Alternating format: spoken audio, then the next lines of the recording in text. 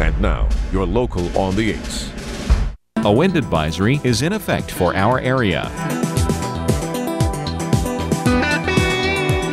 Currently, the temperature is 59 degrees under fair skies.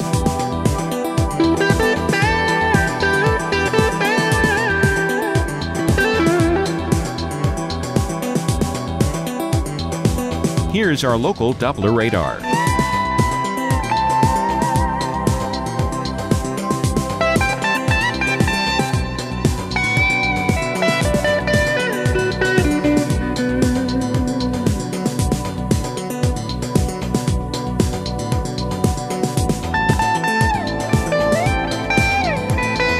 Today, a mix of clouds and sun with gusty winds. High 68. Winds east-northeast at 20 to 30 miles per hour.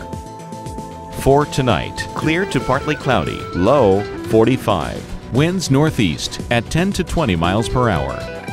On Saturday, partly cloudy skies. High 67. Winds northeast at 10 to 20 miles per hour. And Saturday night, a few clouds from time to time. Low 44. Winds northeast at 5 to 10 miles per hour. Here's our 7-day outlook.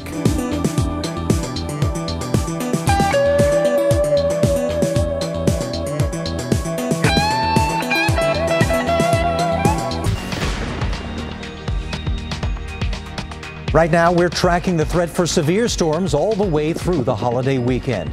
Hail, damaging winds, even tornadoes could have thousands of you moving your Memorial Day plans indoors. Who could see the worst of it and when coming up? And we're keeping a close eye on the tropics. Hurricane Bud expected to make landfall in Mexico, and a potential tropical storm that could put a damper on those weekend beach plans along the southeast coast. And get ready to crank up that AC. We could see temperatures soar to record highs from the Midwest to the South. Live from the Weather Channel in Atlanta, this is Day Planner.